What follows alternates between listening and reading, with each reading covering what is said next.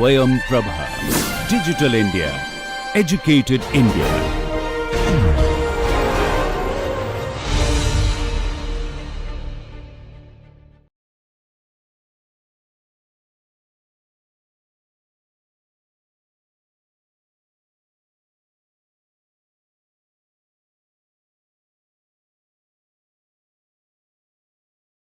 Welcome dear learners, I am Dr. Manisha Goswami, working as an assistant professor at Institute of Business Management, GLA University, Mathura. Today we are going to start with our lecture number 5 on strategic formulation, corporate strategy. Before we begin with our today's lecture, let's have a quick recap of what we had done in our previous lecture. So dear learners, in our very first lecture, we talk about the concept of the strategy.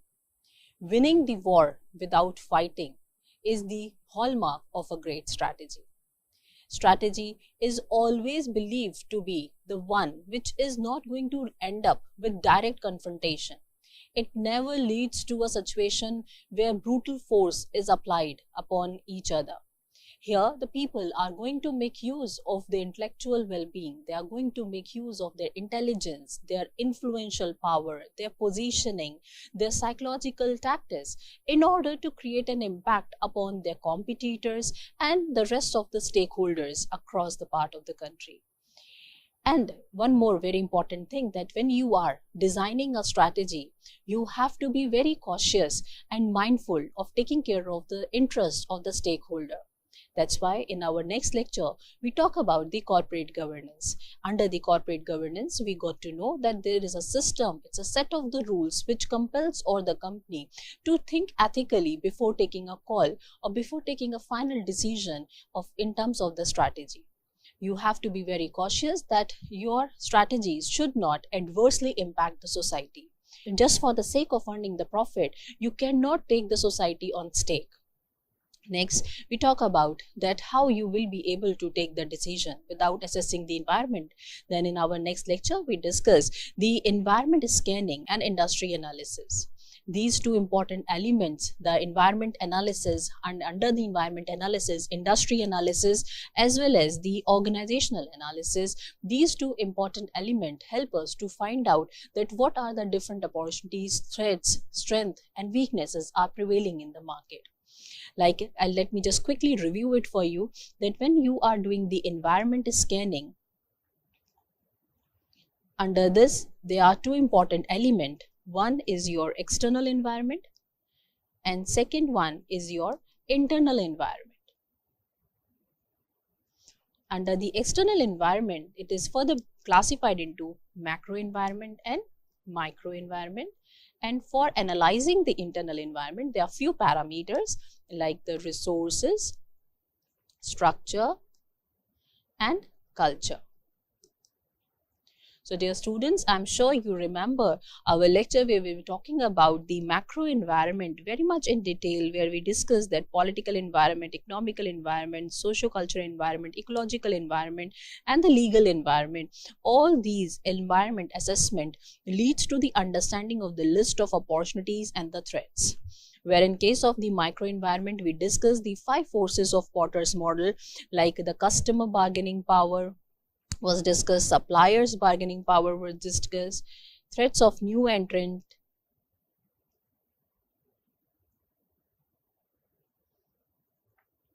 threats of substitute. All these again leads to the outcome in the form of opportunities and the threats. When you are assessing the internal environment, you are getting the outcome in the form of the strengths and weaknesses. Altogetherly, you are going to prepare a matrix of strength and weakness.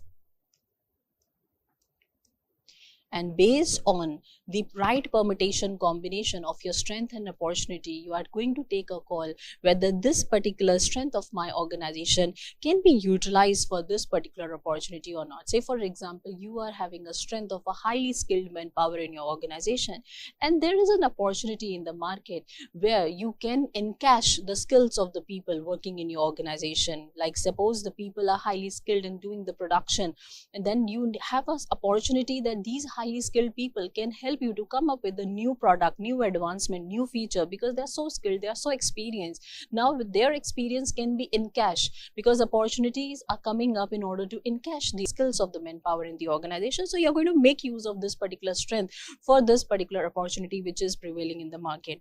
And that's how, if you are having a right permutation combination between the strength and opportunity, you somehow try to minimize the weakness, and you try to minimize the impact of the threats and overcome the weakness by having a strategic motive, and by having this strategy of creating a right permutation combination between strength and opportunity.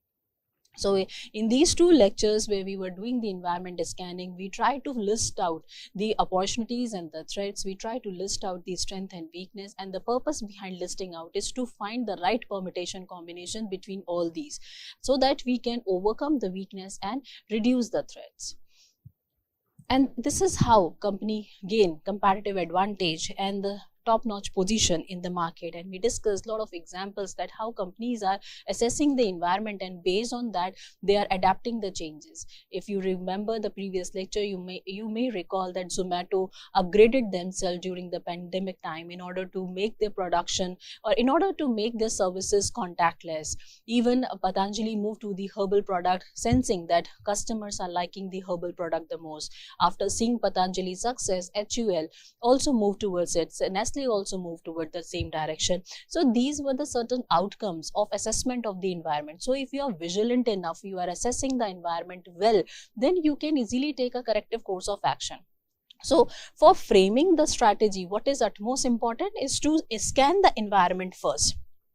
So you cannot frame the strategy until and unless you have a fair idea that what is happening in the environment, what are my strengths, what are my weaknesses, what are the different opportunities available, what are the different threats available in the market. Until and unless you have this fair idea, you won't be able to frame the strategy. And environment scanning is also going to give you a complete idea that how your competitors are working, right? How different people are working, why customers are liking my competitor's product, why the stakeholders are so much interested in this company's product, and what their ethical grounds are, what their core values are. And from their understanding, from these understanding, you will be in a position to really create a very ethical and conducive strategy for your organization, where you are not harming the stakeholder and even aspiring to earn profits also.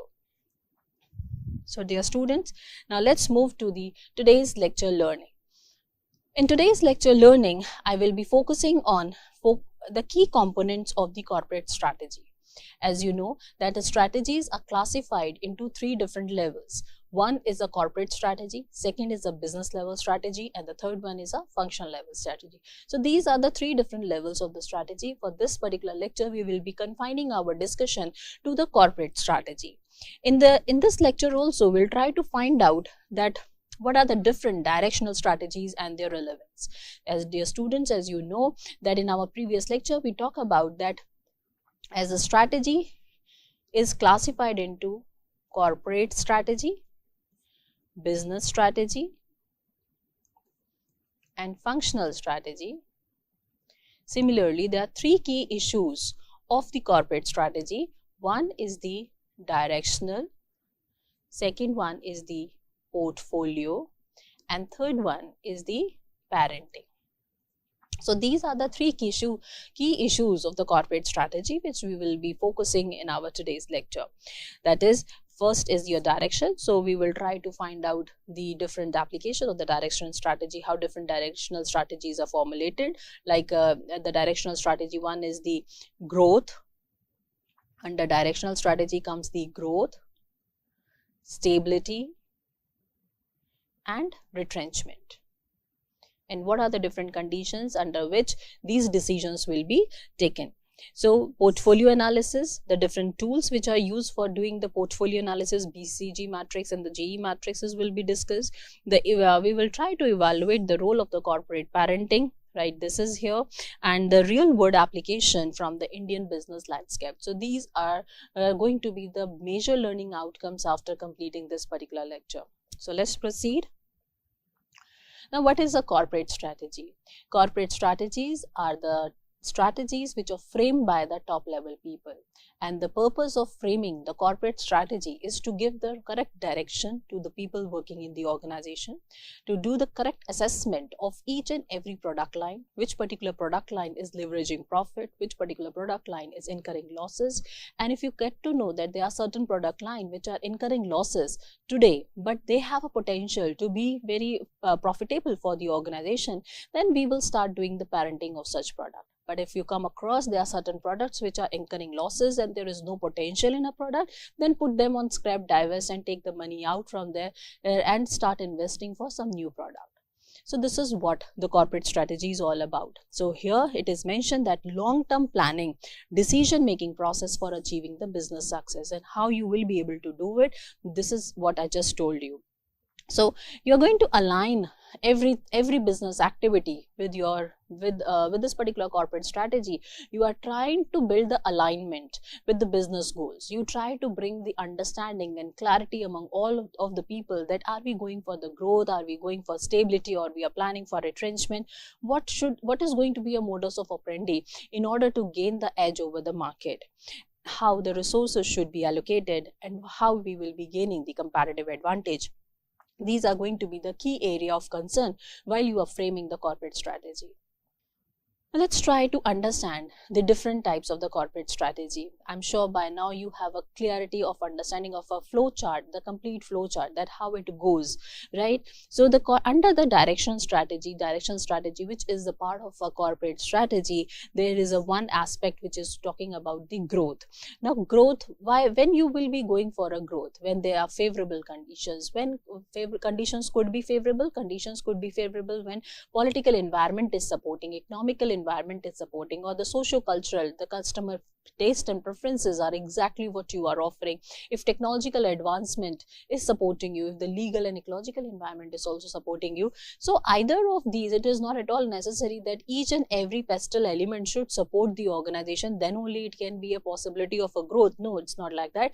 And if you come across there are certain fluctuations, the things are not clear, then the next thing, which is the stability. So let us confine our discussion right now towards the growth. When everything is favoring your organization and you are finding that the government is supporting, you are finding the customer taste and preferences are supporting, then what you will be doing? You will be going for the market penetration, because you want to expand your business, right? You don't want to lose the opportunity which is coming on your threshold. So you will try to penetrate in the market and you try to create the strong impression or the positioning in the mind of your customer.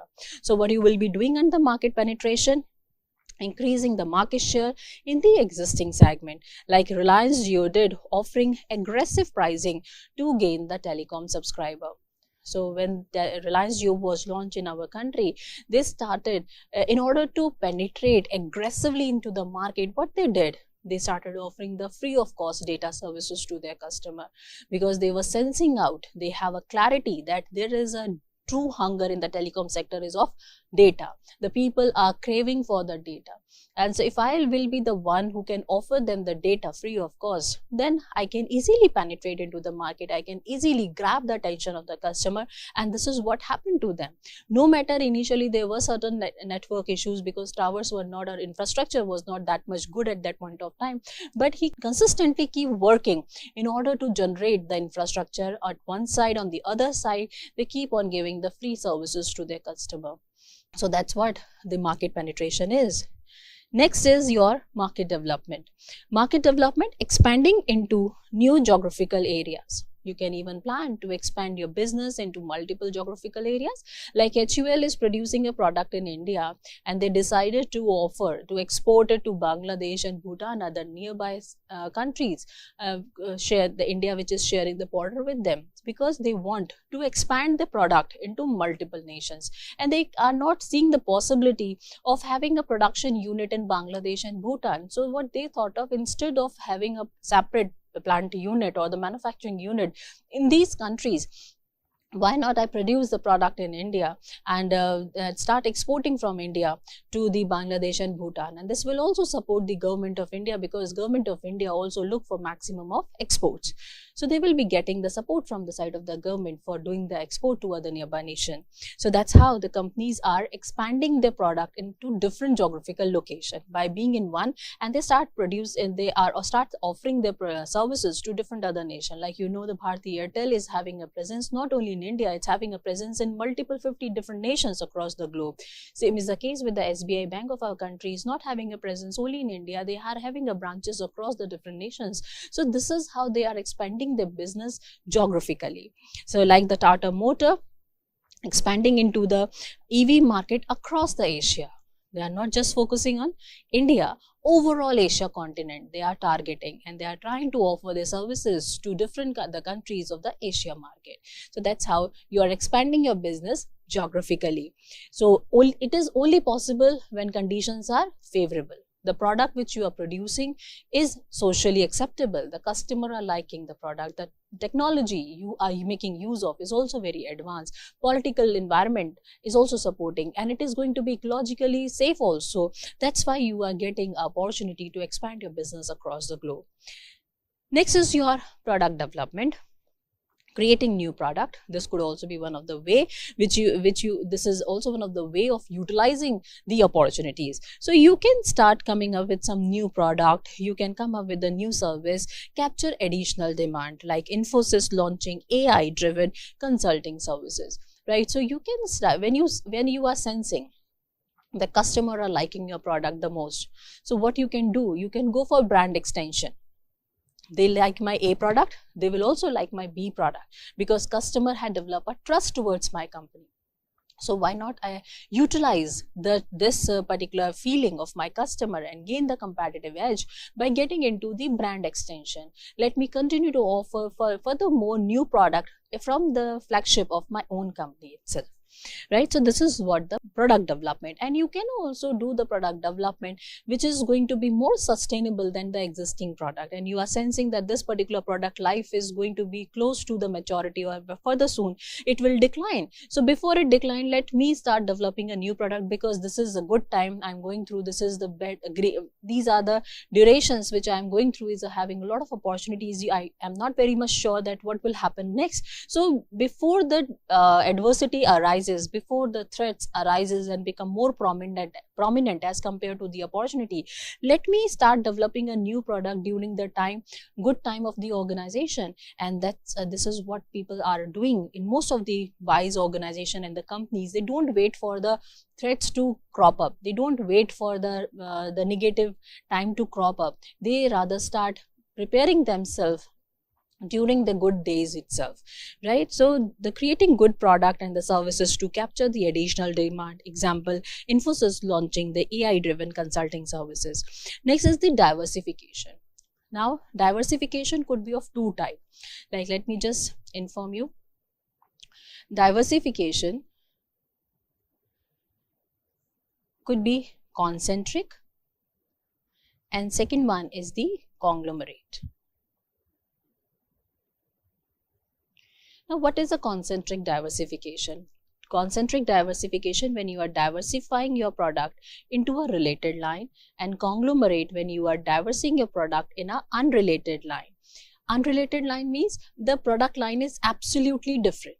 Conglomerate diversification, like say for example, Tata Group is manufacturing the salt one side, on the other side Tata Jaguar Land Rover. Is there any connection between these two product lines? There is no connection between these two product lines. That means these are highly unrelated product. One side Tata Salt, other side Tata Land Rover Jaguar. So that's a conglomerate diversification, right? When one of your product line is absolutely unrelated to the next product line. You just take an example of any other product line of Tata, like from Tata Textile, Tata Chemicals, Tata Jewelry, right? Tata or Motors, Tata Telecom, everything is absolutely unrelated. Then this will be termed as an conglomerate diversification. And there is a possibility that you can diversify into a related line also. For example, like a mother dairy product. with the use of the milk, the dairy product, with the use of milk, you are manufacturing the milk, you are manufacturing the various flavors of the milk, you are coming up with little processing of the milk, and you are producing a curd. This is a related line diversification. If you continue to offer the milk, then it will be termed as a concentration. But you did a processing, a slight change in the nature of a milk. You process the milk and you come up with the curd. And you again process the milk, you come up with the cheese. You come up with the butter. So all these things are the derivatives of what? The milk only. So from the milk, different products are coming up. That means you are diversifying, but in a related line. Diversification is there, but in a related line, in the same line.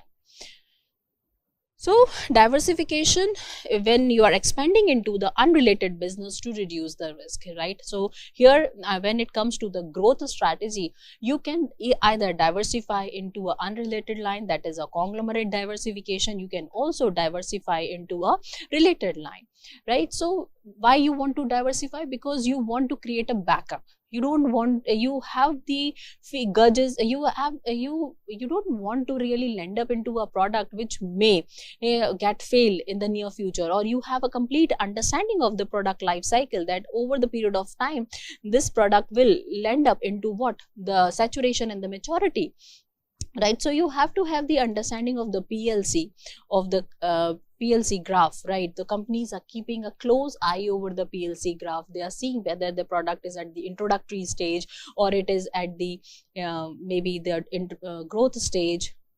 So these are certain stages like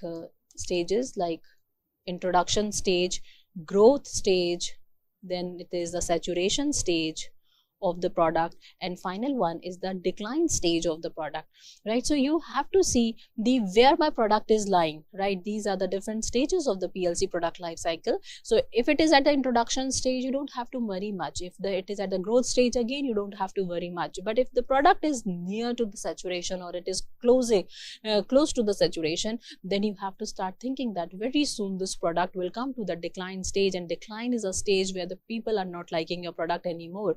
So you have to tighten up your belt, and you have to come up with some other better features. Either you can add a new product line into it, or you can diversify your product line into some other units. So Adani Group entering the green hydrogen and the data centers is a very good example of conglomerate diversification. Now, after the growth strategy, we are moving towards the stability strategy. I'm sure you people have a fair idea that what are these are actually the part of which particular element. These are the part of the directional strategies. Directional strategies are the part of the corporate strategy, right? So let me just quickly review it for you all, that under the strategy, one is your corporate strategy,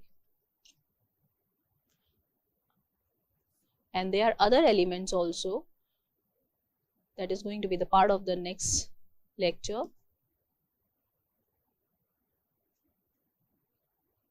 And within this, the corporate strategy, there is a direction, there is a portfolio, and another one is the parenting.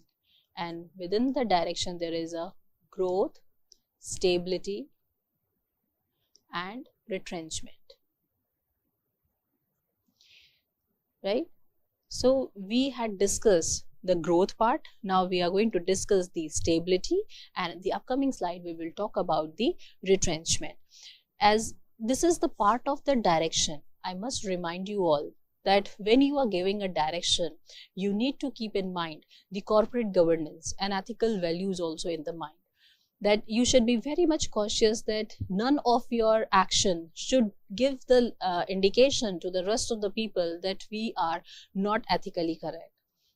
So the next question which arises within the direction, when the things are not so stable, when the environment is not so stable, when there are a lot of fluctuation, then company may opt for what? The stability strategy. Growth strategies are going to be adopted when things are highly in favor. And here the fluctuations are there, lot of fluctuations are there. You are not clear whether the company is going to really able to grab those opportunities, whether strength are to be really trusted upon, weaknesses are emerging out and going away, right? So such kind of situation of fluctuation environment, a fluctuating environment, when the prediction is becoming little difficult, uncertainty of environment is posing lot of difficulty upon the organization, then the corporate people, the top management people are going to take the call of going for the stability strategy, because they are not sure. So they'll try to stabilize the thing. They will go for no change mechanism, right? So continuing the current strategy due to stable market condition, HUL steady presence in the FMCG market, right? When you are realizing that there is no need of coming up with the changes, I'm happy, I'm earning sufficient profit, then also you can go for the no change. But in most of the cases, the company are opting for the no change.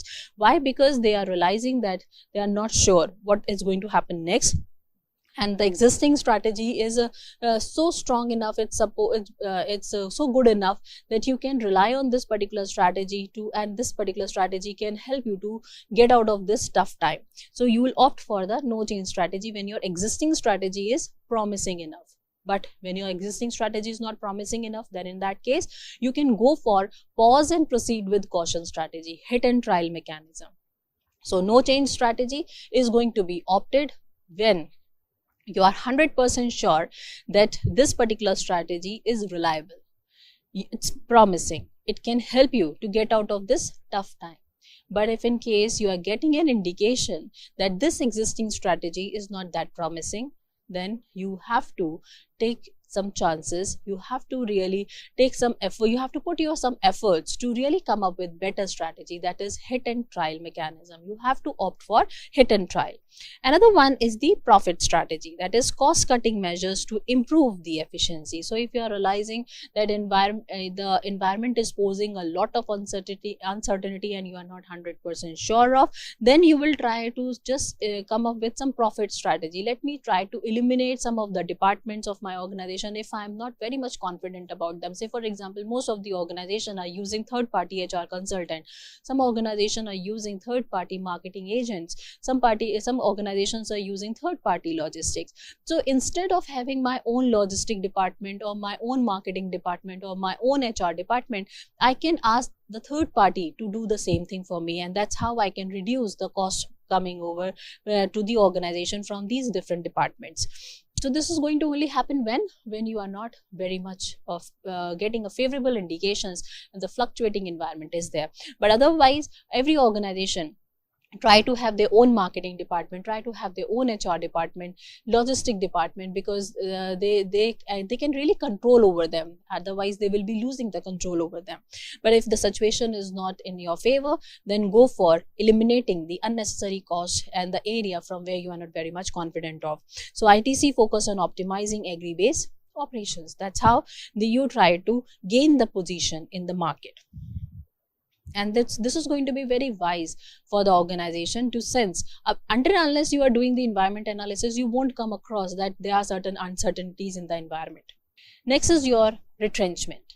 Retrenchment is going to happen when you are 100% sure that things are going beyond your organization. Lot of negativity is posing out, lot of threats are coming up, lot of weaknesses are coming up. So what you will go for? You will go for retrenchment. That means the turnaround strategy, the restructuring and refocusing on the core competency. Then you will try to focus on your core competency. You turn back to your basics. Like in case of a Patanjali expanded to a lot of different other units, and now they started realizing that they are not earning this much of profit, and they start losing the interest of customer towards their products. So now they're coming back to their basics and start focusing on their core competency. And this what happened in case of Vodafone Idea also. They are restructuring their debts and the operation. So turnaround strategy is meant for coming back to your basic, from where you actually started, the place from where the customer started paying attention to your company. Another is the divestment strategy. Divestment strategy, that is selling off the non-core business areas, the area where you are not 100%, you are not having a high skills set over there, so you try to sell that off. So Tata Sun divesting stakes in the international hotels because they are losing the core business activities over there. So divestment, and you try to get the money from those area and you invest in the area where you have a core business. Then next is your liquidation strategy, closing down non-viable business unit like Jet Airways closures and the revival attempt are there.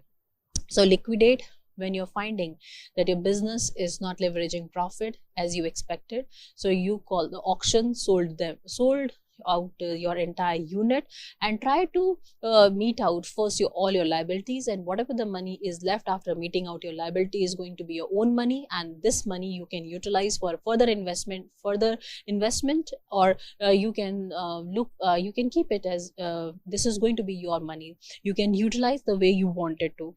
In case of a divestment also, that you are realizing that some of the units are not doing well, it doesn't mean that every next unit is not doing well in the foreign country. There are few places or the few countries where the international hotels are not working, so those units are going to be closed down only, not the rest of the unit. But here in case of a liquidation, entire setup is going to be get closed down.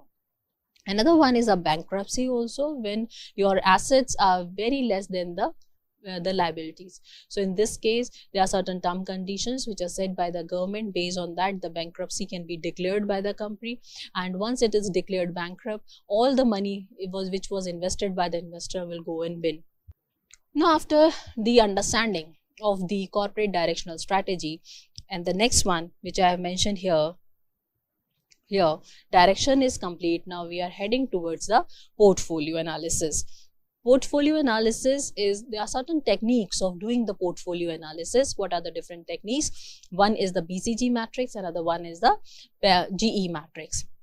Now, why these techniques are used? These techniques are really going to help the organization to understand which particular portfolio, which particular product line of my company is leveraging profits to me, and which is going to incur losses to my organization. And based on that, you can take a decision whether to continue with this product or to close down this product. So there are certain techniques which organizations are using. One is a BCG, Boston Consulting Group matrix. Under this matrix, there are two parameters they have taken into consideration. One is the relative market share, and the second one is the market growth rate. And these two dimensions are classified into 2 degrees. One is high, second one is low, right? So low and high, these are the 2 degrees under which these dimensions are classified. Now let us try to understand this stage where the market share is low and the market growth rate is high. That means industry is booming and the market share of your company is low, is an ideal situation to begin with your new product in the market, because industry is booming. There is a huge potential in the industry, right? The competition level may be comparatively low, entry barriers might be very high, right? So if industry growth rate is high and it is becoming very attractive for the people to invest in the industry, so this could be the right time to come up with your product in the same industry. But there's going to be a lot of question marks in the mind of a founder of a company or the top management of a company, that whether this product will be successful or a failure product. So you will be investing heavily upon your marketing, you will be investing heavily upon your quality of production, you will be investing heavily upon finding the quality raw material, you will be investing heavily in terms of generating the correct segment and that how you will be targeting it, how you will be positioning it in the market. So heavy investments are required, heavy R&D investments are required. That means lot of money you need to pour into this question mark. And if you don't have a money to pour into this question mark, then this question mark will move from this stage to the dog stage. So you need to have a huge corpus of money or the fund or the capital with you before taking a call of starting a new product, because lot of money will pour into it, lot of money will be invested into it, and then only you will be in a position to give a shape to this question mark into a star stage. Right? So after your R&D investment, your production quality investment, one thing which everyone has to focus upon, the R&D and the quality of the production, and then your marketing and timely supply chain management.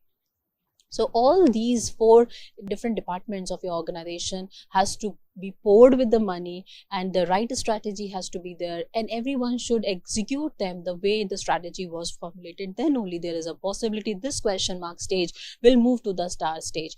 Otherwise, it may directly move to the dog stage. So if it moves to the star stage, now what is the situation here? Your market share has gone up from low to high.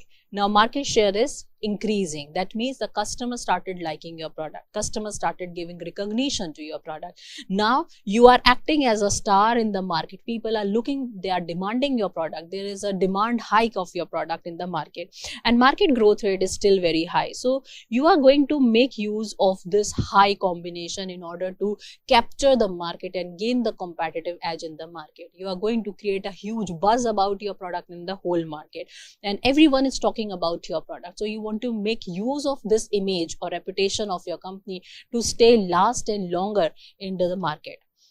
One fine day, this is just like in the case of the PLC, as we have told you earlier, that after introduction, this is like a introduction stage of a product line, and this is the growth stage of your product line. At this particular time, lot of expansion, the concentration, diversification can take place, and this is the cash cow stage, which is the maturity stage, or you can say the saturation stage of the product line, and this is the decline stage of the product line, right? So this analogy can be used in order to understand the BCG matrix of PLC graph, right? So once your product has reached to the star stage, that is this is where the market share is high and the industry growth rate is also very high.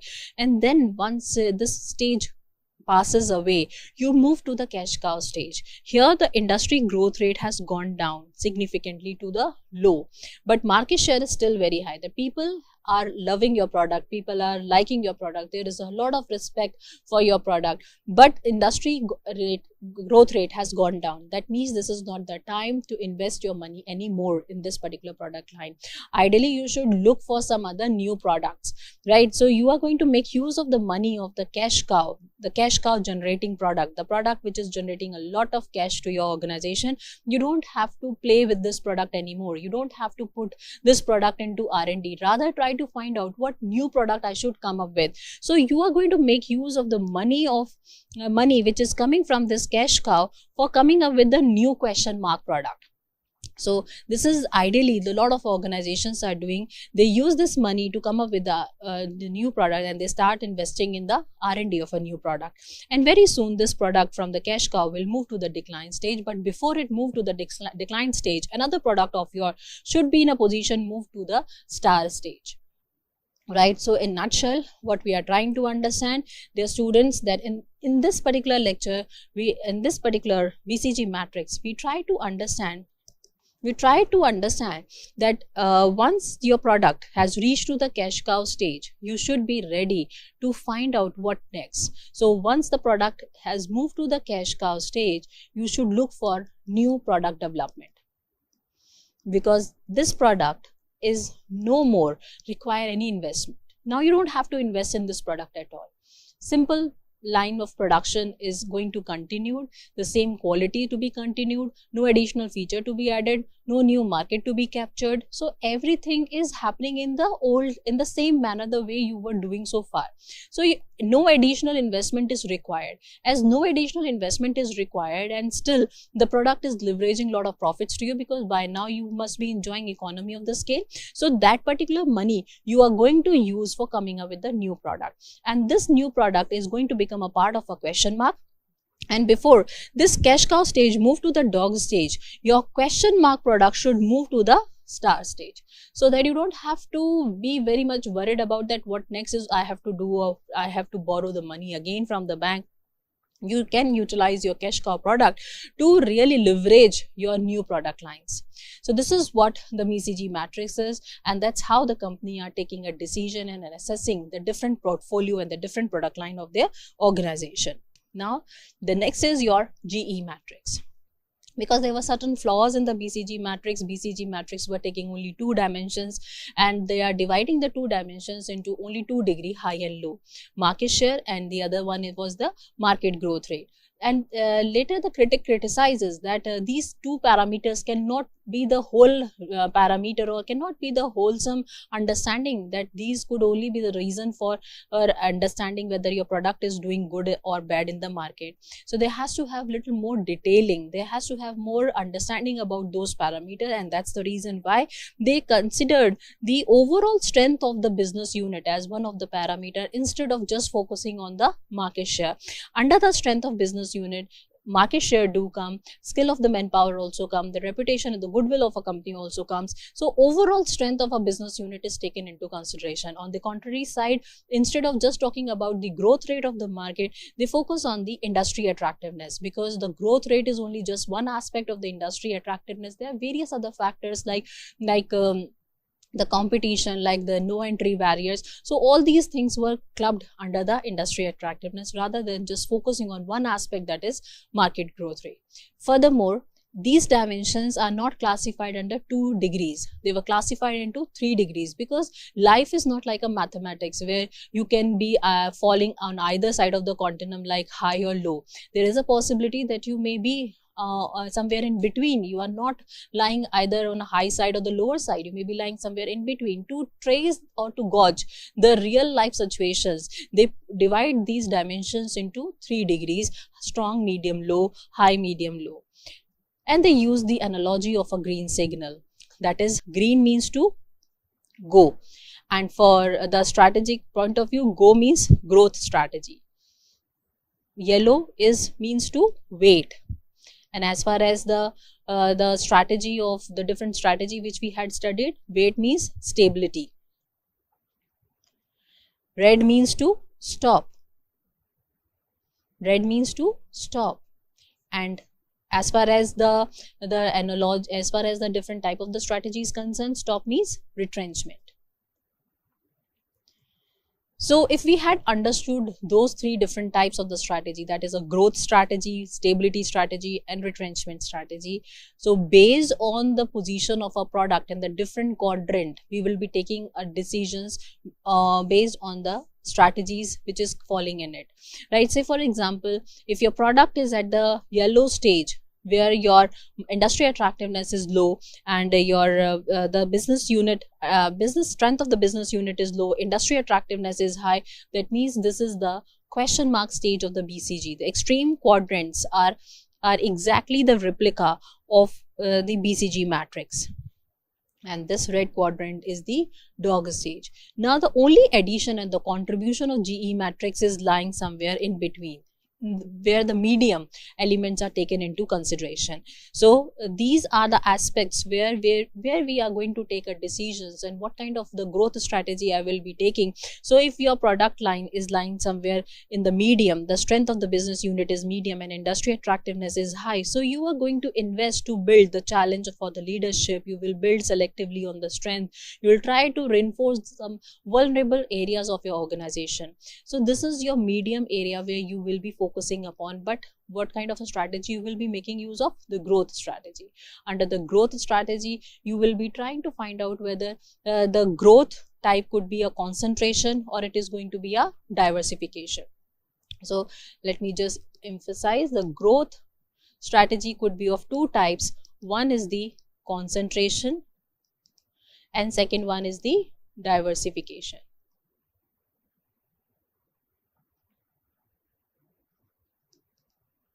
And there are 2 types of diversification. One is the concentric, second one is the conglomerate. So based on these quadrant positions, you are going to take a call of whether to go for the concentration or to go for diversification, concentric or conglomerate type of the diversification. When it comes to the stability, you already know there are 3 different type of a stability strategy. One is the no change strategy, which is ideally going to come at this particular quadrant. Another one is a pause, proceed with caution,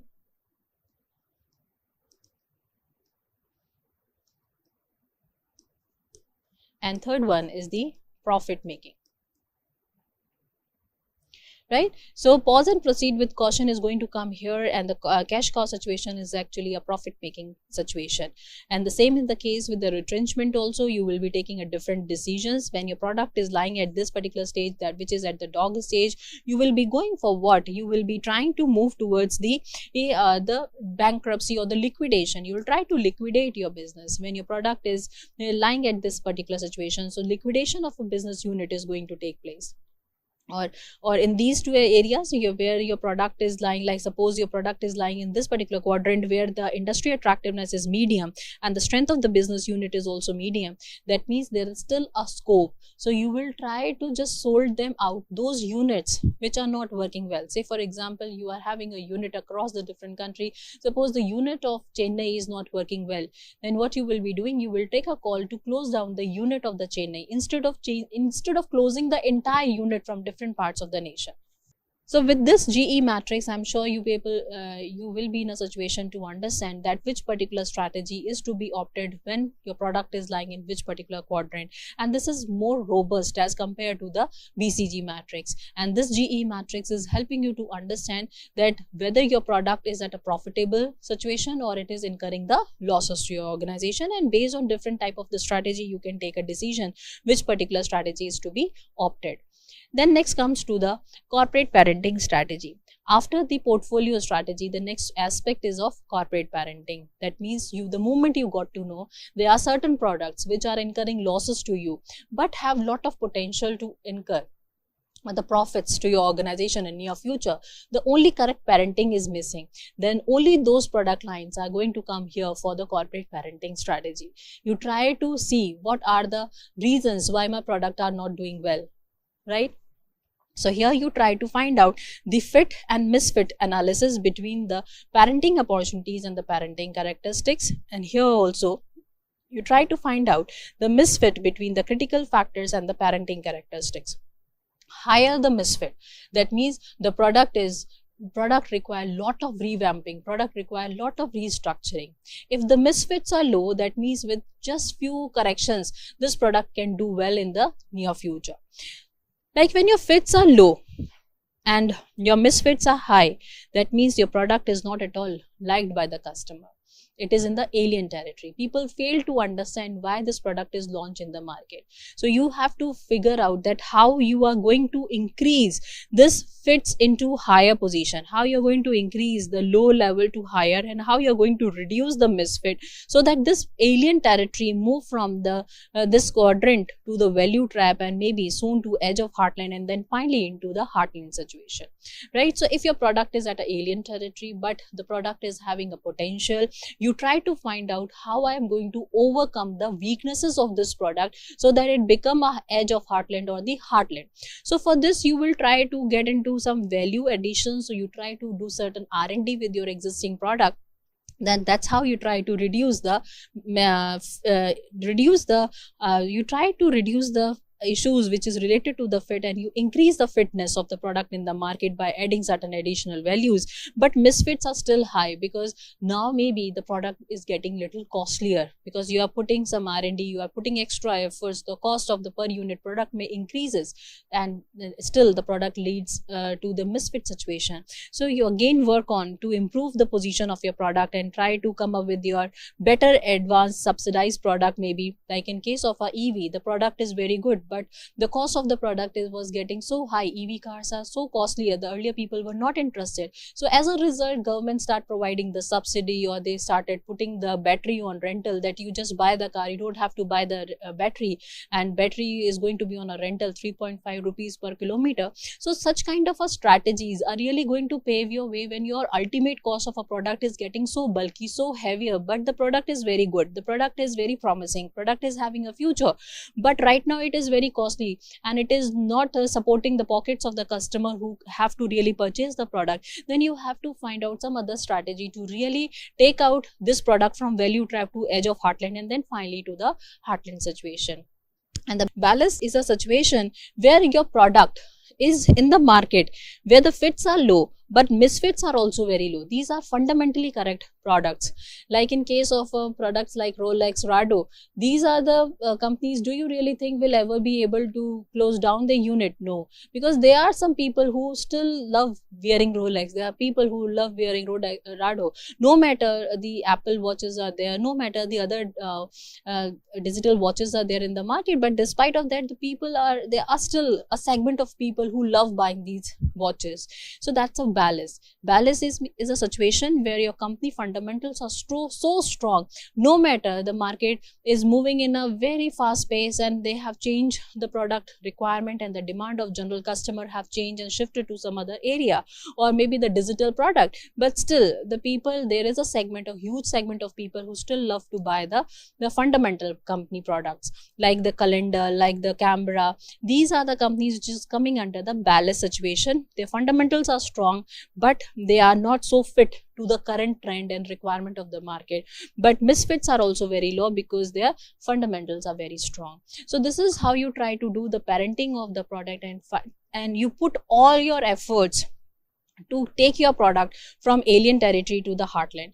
And the ballast product, if not taken care of well, then it moved to the alien territory. So you have to focus that how I should move to the edge of the heartland and the heartland situation, because you also have to upgrade your product with a change in the demand and the requirement.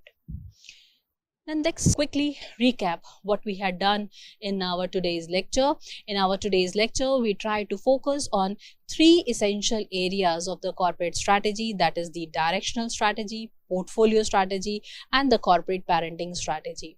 Under the directional strategy, we come across there are certain elements which are very important to be taken care by the top management, that is their growth, their stability, their retrenchment. Right, so they have to really see into the timeline that whether the growth of a company is matching with the ethical standards of the organization or not. If growth of a company are not matching with the ethical standards of the organization, you may grow in the market, but you won't be able to get success in the market, or you may not be able to get the support of the investor, or you may not be able to gain the confidence of the investor. As a result, the company may try to put their efforts to sustain or survive in the market, but it will not last for long. We can see a lot of examples from our country market where companies all of a sudden come up with the good product line, but they won't be able to survive and sustain because they were not ethically correct. You can take an example of Satyam's scandal, you can take an example of Nirav Modi's scandal, you can take an example of Sahara scandal, Enron scandal, ABC shipyard scandal, right? So these are all the examples where companies were trying to establish their product in the market. They tried to catch the attention of the customer also in the market, but they were not able to sustain for longer span of the time. Why? Because they were not ethically correct. They were not following the corporate governance system. So lot of responsibility is lying over the shoulder of the top management. Top management people are the BODs, board of directors. They have to take a wise call while fixing the corporate strategies for their organization. As we know, corporate strategy is the one which is going to really set the line of direction for all the people who are working in the organization. And if they have no clarity that what are the ethical values, what are the core values, the rest of the people working in the organization, they are absolutely blind. They are just following the leading people of the organization. So they may not be able to understand what will be the outcome of the course of action. But you as a top management, you are visualizing everything. You have a clarity that where you are seeing your company 5 years down the line, 10 years down the line. You have the clarity of the reason of a company existence. But in that case, you are taking a wrong call. The rest of the people will also follow your lead. So the top management has to be very cautious in terms of setting the direction. And under the direction strategy, we got to know direction could be given in 3 different directions. One is the growth, which largely depend upon the favorable conditions. So if conditions are favorable to your company, then you will be going for the growth strategy. And if things are unfavorable, then you will be going for retrenchment. When things are fluctuating, you will be going for stability. And each and every set of the strategy is having different other types of strategy to be taken into consideration based on the type of the work you are in, right? So in this case of a directional strategy, we know that growth strategies are classified into two different types. One is the concentration, another one is the diversification. Say for example, you are trying to concentrate on one particular product line, then how you will be doing it? You will be going for the horizontal expansion of a company. Like say for example, DPS schools are across the nation, so they are just concentrating on the single product line. They are not coming up with the colleges. The moment they will come up with the colleges, it will become a concentric diversification, that is a related line diversification. So what I mean to say that when you are growing, you can take a call whether I will be focusing only on a single product line or I will move to different other product line. So if you are focusing on a single product line, say for example the DPS has different chain branches across the country, not only in India, abroad also. They are opening their schools only. So that means this is a concentration. You are concentrating on your school chain only. And on the contrary side, if you are trying to open up your colleges or your university, what you are doing? You are diversifying, but in a related line. That means you remain into the education sector, but the level of providing education is now getting different from school level to the college or college to the university. That means you are diversifying, but now in a same line of direction, right? So the more you get closer to your customer requirement, it is known as a forward integration. The more closer you remain to your supplier, that means it is a backward integration, right? Another example which I can give to you for the vertical understanding, that if you are having a petrol pump, right? So what you are doing? You either you're running a petrol pump, you either can have the refinery. And the moment you purchase the refinery, this is your backward integration. If you try to open some maybe portable pumps, maybe the portable pumps are there, you are trying to provide some services to your customer through portable pumps. You are making it so accessible to your customer that this is what is going to be known as the forward integration, and this is known as the backward integration. But it all comes under what? The growth strategy. Right? So this is all coming under the growth strategy, and the growth strategy is coming from direction strategy. The top management is going to give the direction that what kind of growth I'm looking for. I have to get closer to the supplier to reduce the per unit cost, or I have to become more closer to the customer to serve my customer the most, because customers are not falling to my petrol pump. Let me provide a portable trucks, and that truck will be roaming around the city and all the villages, so that they will be purchasing and buying my petrol and my diesel instead of buying from some other people. So this is the part of your growth, right? So and call is coming from the direction strategy, and who is giving the direction? The top management is giving the direction.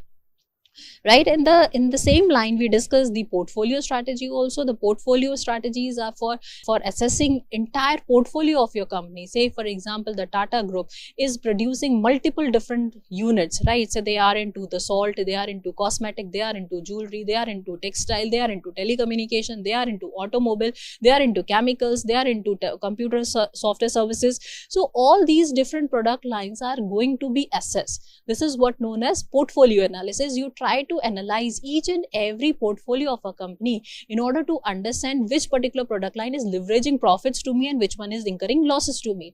In our previous slide, we come to know that Tata is deciding to close down some of the chains of the international hotel. That means this result has come up after assessment of the portfolio. This particular international company hotel is not working well. So instead of incurring the losses, let me close this out. Why to bear the loss of such hotel?